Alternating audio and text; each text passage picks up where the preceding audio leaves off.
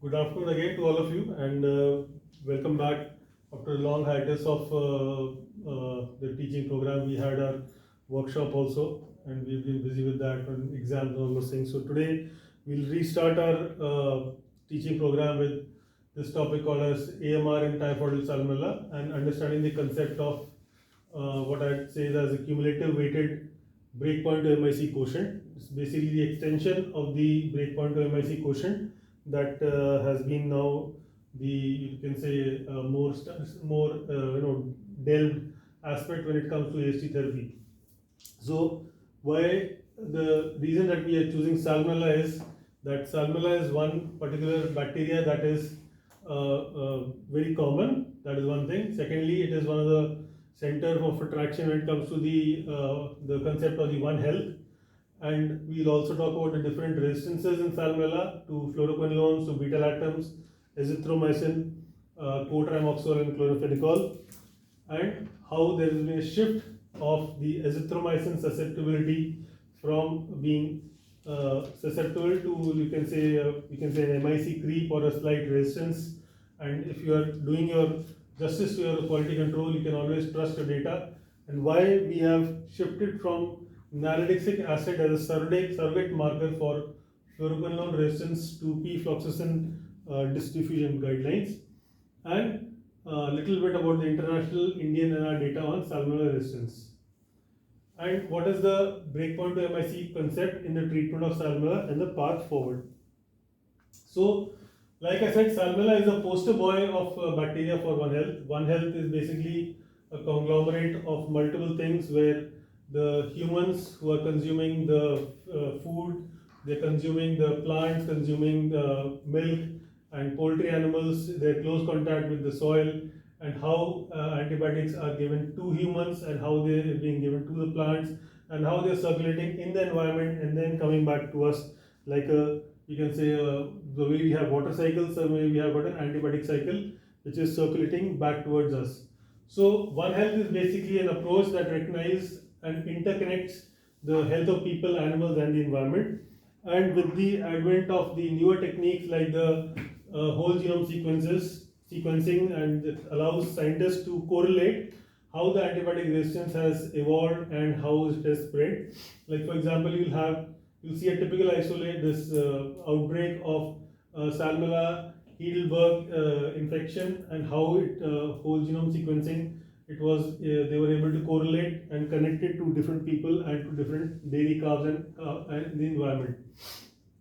So in 2015 to 18, this outbreak was there for Salmonella, where the new strain of Salmonella that was found as a zoonotic outbreak, then the water investigation and whole genome sequencing was done, and how the public health and animal environment and agriculture, they all worked together under the concept of One Health, and they were able to control this particular outbreak. Similar kind of outbreak happened in 2007 and 8, and from 8 to 9 between this time, and CDC found it in peanuts and in the peanut butter also. It is known as peanut butter salmonellosis, and this created a huge economic impact on the industry, because it was found that even though the only 2% of the US peanut supply was contaminated, but then that particular ingredient was used in more than 3,900 products. So it created a huge economic burden on the peanut butter industry, and ultimately what happened was that US actually threw all this raw material in the third world countries. And if you, for those of you who can recall, the actual supply of peanut butter came in India in somewhere in 2010. That was the first time India got introduced to the peanut butter, and that is how they throw off all their junk to the third world countries. So what is MDR salmonella? MDR salmonella is resistance to chloramphenicol, which was first observed in 1950 in the UK. So if you see that India and third world countries, they always get the blame for antibiotic overuse and misuse. So even countries like UK in 1950, and that too then just 2 years later after the clinical use of chloramphenicol, which started in 1948, just within 2 years, Salmonella became resistant to chloramphenicol in 1950. In 1972, the resistance spread to Mexico and India, and subsequently similar time only ampicillin resistance also started in 1972, that too outside of India, and cotrimoxazole resistance was seen in 1975 in France. When you combine all the three of them together, the overall resistance to chloramphenicol, ampicillin, and cotrimoxazole for all the three drugs was seen in the late 1980s, for which the fluoroquinolones were supposed to be the treatment of choice. And then it was found that the resistance to all these three drugs is primarily through the acquisition of the foreign genes via the plasmids or the chromosomal mutations. So the resistance is horizontal acquisition of the resistance genes mobilized by the insertion sequences, transposons, and the conjugated plasmids, and recombination of foreign DNA into the chromosome. And the one good thing you can say about this is that the plasmids which are carrying the resistance genes for chloramphenicol, ampicillin, and cotrimoxazole, these plasmids are unstable in Salmonella typhi. So subsequently, this is the one place where it was thought that antibiotic cycling would work, because when they found that chloramphenicol, ampi, and cotri were all resistant, then they switched to fluoroquinolones, and then after maybe a use around 15-20 years, it subsequently became susceptible. So now we don't get to see much of MDR salmonella because of apparently the antibiotic cycling, but the fact was this was beneficial to us because the plasmids are unstable in Salmonella typhi.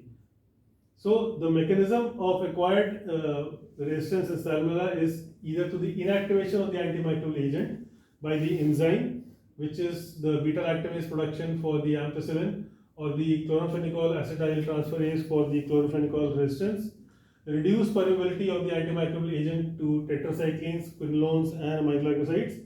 In any case, aminoglycosides for the typhoid salmonella are intrinsically resistant because aminoglycosides are essentially acting inside the bacterial cell, so they have to travel the two membranes. They have to get inside the human cell, and then they have to get inside the bacterial cell to act, and therefore even though they may appear to be susceptible in vitro, they are resistant in vivo. There is always a modification of the antimicrobial target site, which shows the sulfonamide resistance, and there can be efflux of transport of the antimicrobials. Again, this is a non-specific resistance mechanism for all different kind of antimicrobials. So these are known as the MDR pumps, for which sulfonamides and others resistance can be seen. In the chromosomal mediated antimicrobial resistance to Salmonella, there is mutation in the genes that codes for either target of the drug or the transport system in the membrane that controls the uptake of the drug. But the mutation frequency of the chromosome is very, very rare. It is only ranging from 1 in 10 power 7 to 1 in 10 power 9, which is much, much lower than the frequency of the acquisition of the resistance plasmids. But at the same time, while the resistance plasmids are extremely unstable, after a few years, the MDR strains, they will lose their plasmids and they will revert back to susceptibility.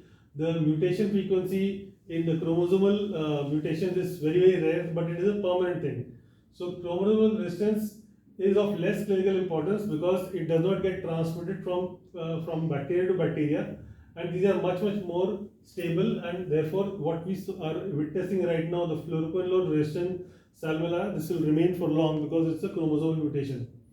So the fluoroquinolone resistance is not a single resistance mechanism. Like I said, all the resistance are not developing in third world countries, they are also developing in the UK. Like for example, again the same thing, the chloramphenicol resistance started in the UK in 1915. In 1992, the first ciprofloxacin resistant Salmonella typhi case came to light in the UK, where it was found fluoroquinolone resistance was found as a chromosomal point mutation in the quinolone resistance determination region of the topoisomerase gene gyrase A.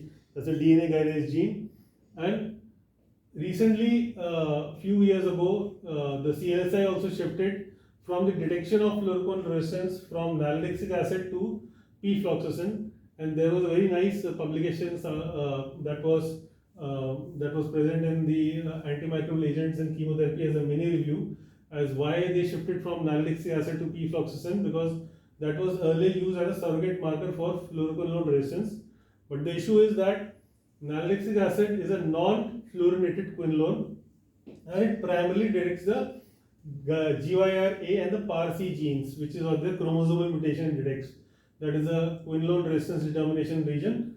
That is the one that is detecting. It cannot determine the plasmid mediated quinolone resistance, that is the PMQR resistance, which are small mutations. They create a moderate rise in the MICs, which we call as the MIC creep. And if you see, the breakpoint MICs of ciprofloxacin are 0.25 for intrabacterialis in ciprofloxacin, whereas based on this particular PMQR, CLSI has kept the breakpoint susceptibility breakpoint MICs for Salmonella in ciprofloxacin as 0.06. That's way much lower than what they have kept for intrabacterialis, because the lower level of fluoroquinolone resistance is the one that creates the poor clinical outcomes. So that is why the naltrexone acid is not able to direct this particular resistance mechanism, whereas p-floxacin diffusion or the ciprofloxacin MIC detection, and that too by the broth microdilution, covers majority of the resistance mechanisms, even though you can also use levofloxacin, but levofloxacin is detecting only one particular resistance mechanism, but ciprofloxacin MIC and the p-floxacin diffusion will cover most of the resistance mechanisms, whether they are QRDR or the PMQR resistance mechanisms. So this was one study case report that we had published, citing the emergence of resistance to third generation cephalosporins in Salmonella typhi, and we encountered two cases, both are pediatric cases, and they presented to the pediatric hospital in close temporal succession. They were also located in different locations, so there was not like a clonal spread, but they were two different isolates. So we got culture positive isolates from case 1 and case 2. They were close apart, and we actually got the positive strains, two strains culture positive, which are found to be resistant to cefotaxime.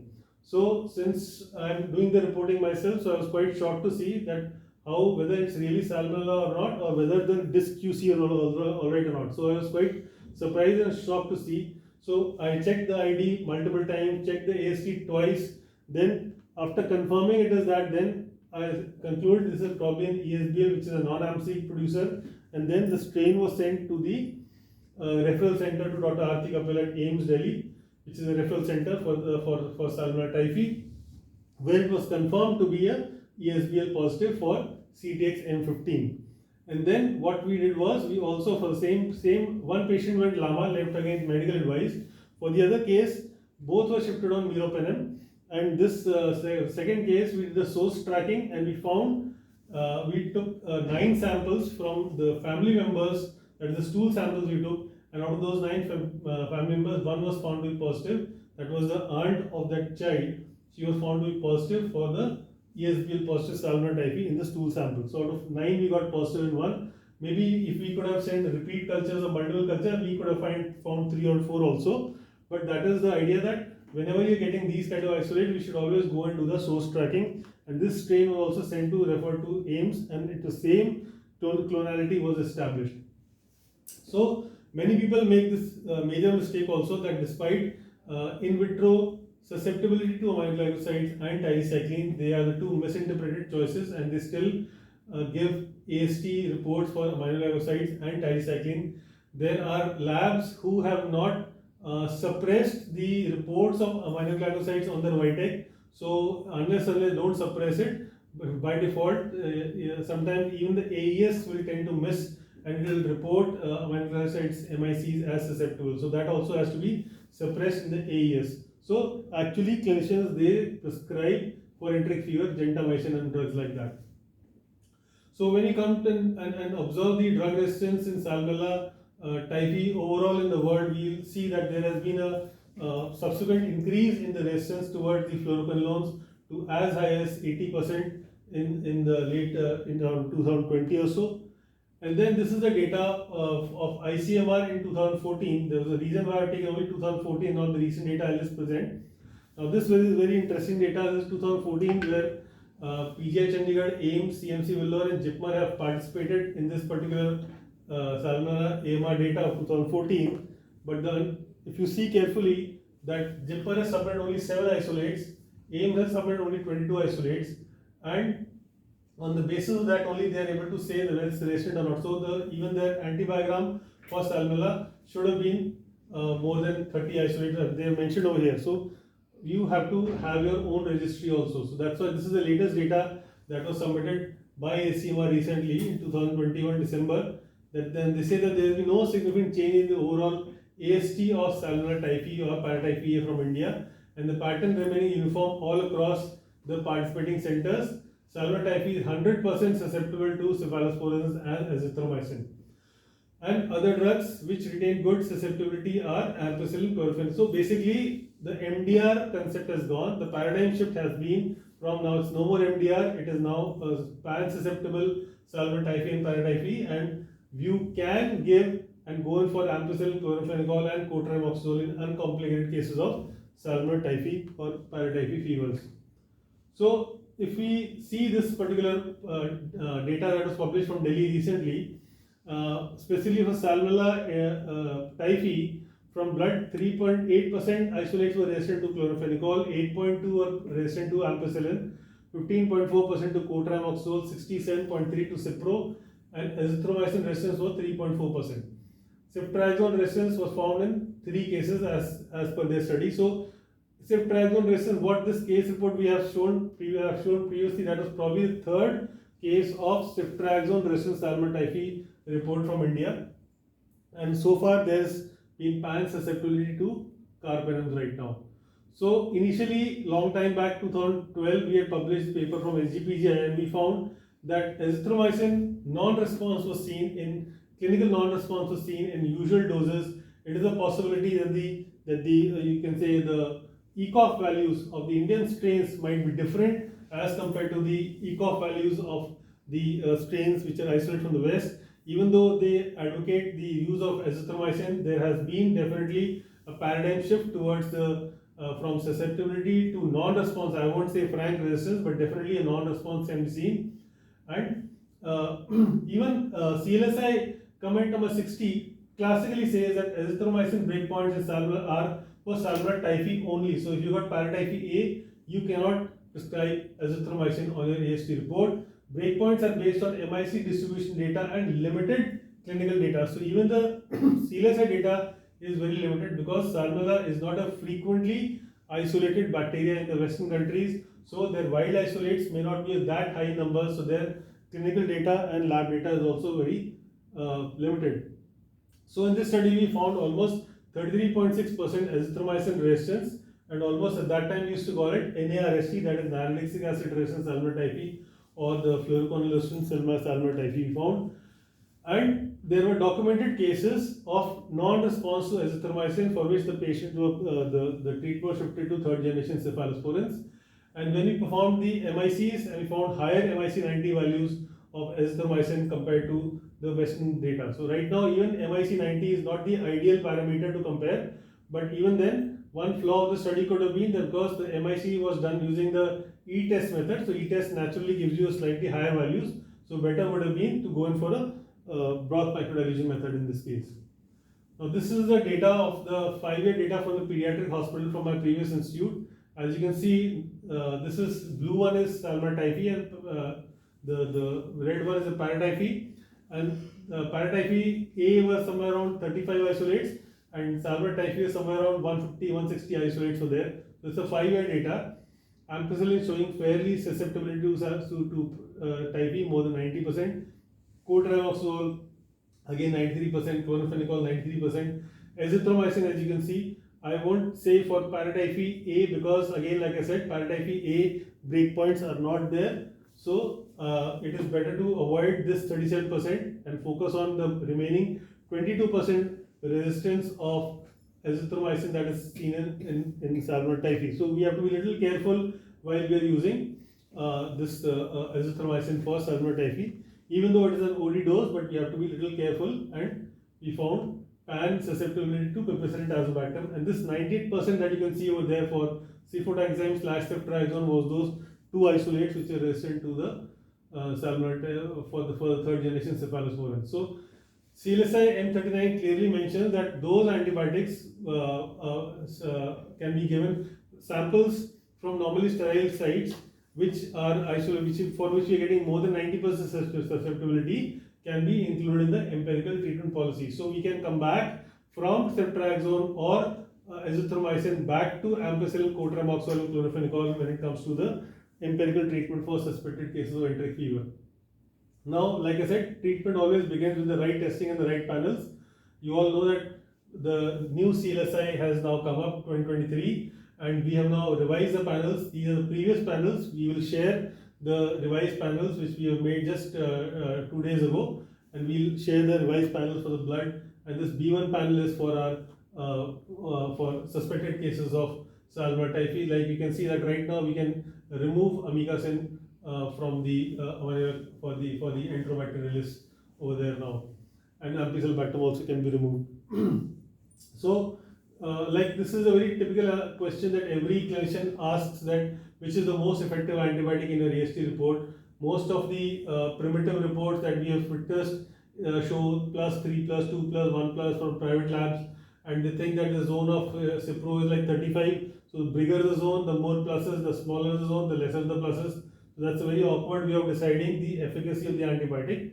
So when we talk about the ratio of the MBC to MIC, is that the general consensus in the books as per literature is that if the ratio of MBC to MIC, that is the minimum bactericidal concentration to the MIC concentration, the smaller this distance, the more cidal the drug is. That means the moment you witness the MIC and you start subculturing on the solid media, the earlier the kill, so the lesser is the MBC. So the MBC to MIC ratio, the smaller the ratio, it is likely to be cidal. The more the ratio, more than 4, is likely to be static. So I'm deliberately using the word likely because this is more of a in vitro definition rather than an in vivo definition, because there are times where the cidal drugs will also become static and static may also become cidal, depending on whether it's a biofilm or there is a increased concentration or secretion of the drug at the site of the infection.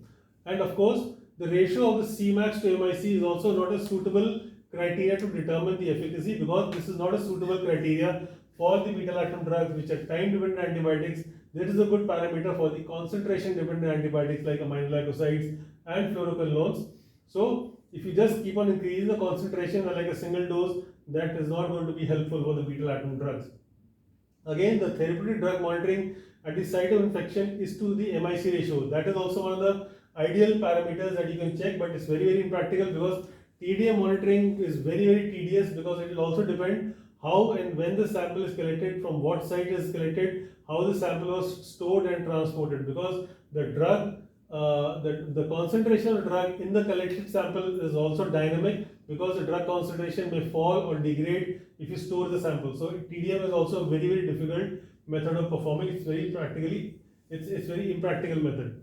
So the MIC to what you call the susceptibility MIC to breakpoint to MIC ratio is the best or the most practical method for the determination of the efficacy of the antibiotic.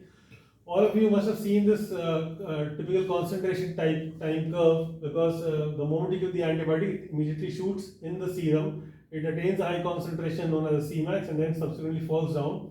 So the area which is under this curve is the total amount of antibiotic given to the patient. So if you keep on shooting multiple antibiotics, so ultimately it will have a trough concentration like this. If concentration which is a trough level, it will reach as and when you keep on. So by around third or fourth dose of the antibiotic, a standard or you can say a static level of the antibiotic concentration is reached, and depending whether it's a concentration dependent antibiotic which has got a good post antibiotic effect, or the time dependent antibiotic, we have to change the dosing accordingly. So if we see this part, the MIC, that MIC is one constant denominator. This is the pharmacodynamic denominator that remains constant for all the three kind of antibiotics, whether they are concentration dependent, whether they are time dependent on antibiotics, or the ones which are in between, which are time dependent with killing with moderate to persistent post antibiotic effect, which have got the properties of both the time dependent and the concentration dependent antibiotics. So this remains a constant denominator, and this is the most important PD parameter that we need to keep in mind.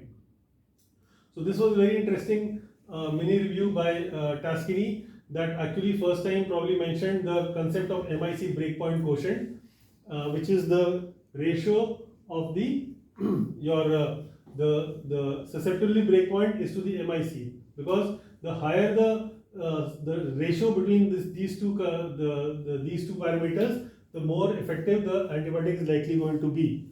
Like if we see this particular study, so if we see that, like I said, that the closer the MBC to the MIC, the more cidal the drug is, and therefore the same thing, the breakpoint to MIC quotient, the larger the breakpoint to MIC quotient, the lesser is the minimum bactericidal concentration. So they are inversely related. So if we, this particular study, they did the breakpoint to MIC quotient versus the MBC, and they correlated both by the E-test and by the BMD also, and they found that the MBC is, the lower the MBC, the better the breakpoint to MIC quotient. So it is a good efficacy, it is a good marker for the efficacy of the antibiotic. So this is one particular parameter that can be used for the prediction of the treatment. Now BMQ, we all know that this is the breakpoint to MIC quotient, and it is often misinterpreted as a therapeutic index. Therapeutic index means it's the level of the drug safety, and BMQ measures the therapeutic efficacy, and it's best valid for blood cultures because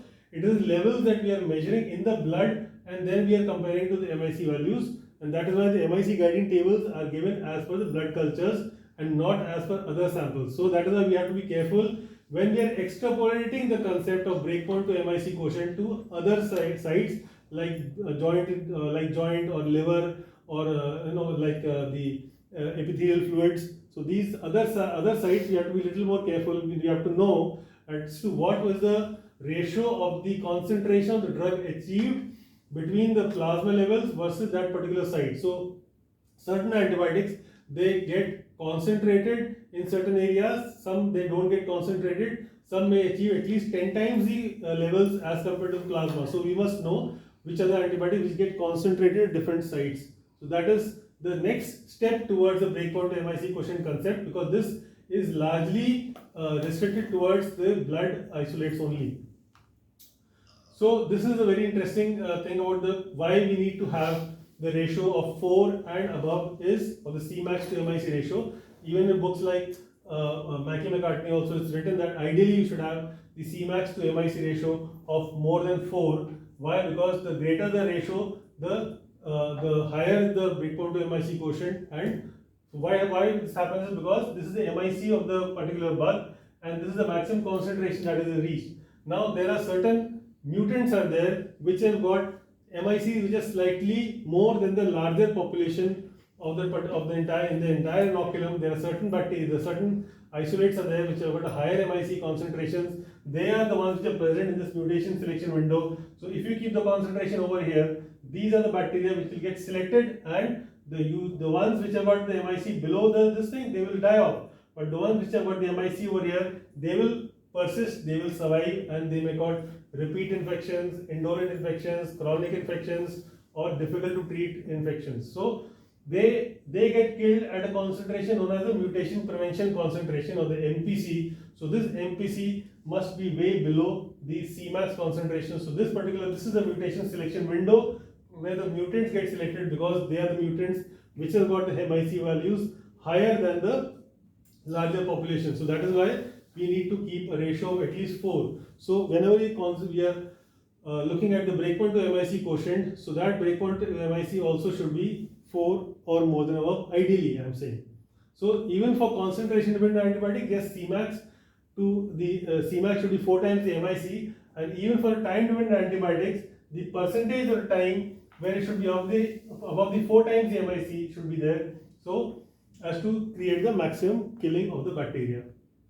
This is an example of the AST report from a previous institute, where I just want to showcase that this is Salmonella typhi. Both are different isolate, different patients, and we reported only the first line antibiotic, ampicillin, chloramphenicol, cotrimoxazole, which are all susceptible, and no third generation cephalosporins are reported, no high-end antivirals are reported. And if we see the back side, this is the breakpoint to MIC quotient, the MIC-based quotient, or the therapeutic efficacy. And if we see the MIC achieved for ampicillin is 2, but the susceptibility breakpoint for MIC for ampicillin is 8. So if we divide 8 by 4, we get a ratio of 4. So it is 4 times above the susceptibility breakpoint is 4 times above the MIC. So that means this will be a far better killing as compared to ceftriaxone, for which the MIC was 1. So 1 by 1 is only 1. So that is this the higher this ratio, the breakpoint to MIC quotient ratio, the higher it is, the better efficacy it is going to be. At least theoretically, it's going to be definitely more. Similarly, cotrimoxazole, if you see 40 divided by 2, the breakpoint to MIC quotient is 2. So that is also likely to be much more effective as compared to ceftriaxone. Now comes the concept of the cumulative weighted mean average breakpoint to MIC quotient data. This is a publication which I have sent. This is in print right now. So what is this data showing is that we had, this is a two antibiotics, ampicillin and ceftriaxone in red and blue. Salmonella type 209 isolates, paratype 35 isolates are there. Now there were 5 isolates which had a BMQ of which had an MIC of 32, for which the BMQ was 0.25. So there were 16 isolates, 9 isolates which had a BMQ of 0.5. There are 5 isolates with BMQ of 1, 23 isolates with BMQ of 2, 163 isolates with BMQ of 4. So when we take the weighted ratio of when we calculate the mean weighted average MICs to the total number, we get a value of 3.6, and when we divide this by the mean, when we divide this by 3.8, so we get a ratio of 2.2. So if we collectively see the entire breakpoint to MICs, the entire data, when we see what is the cumulative weight of all the BMQs together, so we get a general idea that definitely overall, if we see empirically, we see ampicillin is going to fare better. Again, I am saying theoretically when it compares to your ceftriaxone or third generation cephalosporins, because overall the BMQ over here is primarily 1. In this case, the BMQ, major BMQ is 4. So this is the concept of the cumulative weighted mean. So if we have the concept of BMQs and we are calculating the BMQs for all our blood isolates, whether they are E. coli isolates or whether they are Klebsiella or protein, whatever that we are getting from blood, if we are able to calculate the cumulative weighted, so we can make an empirical treatment guideline for sepsis. Okay, if it is a common cause of sepsis for staph, this is the best drug possible for. So that is how we can have a more authentic view of determining what is likely going to be the more effective antibiotic. So the take-home message is that, first of all, like we are all, we have been given this opportunity to undergo NABL accreditation, so we have to get a QC straight. We have to get 0% non-compliance, especially for AST. Why? Because we have to be sure that our resistance is not a false resistance. What we are reporting is right. What we are reporting about azithromycin, we have done the QC properly, only then report it. Also, we have seen cases where people are reporting the AMR purely on the basis of the E-test strips, which give you higher MICs. So you have to be careful. E-test is not the ideal way to determine the MIC creep. The ideal way is your broth microdilution method. The right drug for the right bug we also already know. Then the identification has to be accurate, because if the ID is not accurate, then you will not be doing the selective reporting also. Read M100 yourself, trust your own work, don't undermine KVDD. Like I said, in our workshop also I have been saying the same thing again and again. Don't undermine the value of KVDD. It is best for interpretive reading. It is like AES system of Vitek will spoon feed you literally, but with the KVDD it will show you visually what are what is the best interpretive reading that you can see with the pattern of what you're looking at the plate. Don't look at the MIC values only, calculate the BMQs, because if you see the MIC of ampicillin was 2 and the MIC of ceftriaxone was 1, so you might think that ceftriaxone is going to be better, but the fact is ampicillin is going to be better because the susceptibility breakpoint of ampicillin is 8, very high as compared to your ceftriaxone. Always correlate bedside, and again, like I said, ampicillin, chlorphenicol and cotrimoxazole are good treatment options for the treatment of enteric fever, and you must trust their worth also. And of course, hand holding is good, but spoon feeding is bad. With that, I conclude today's seminar. Thank you so much.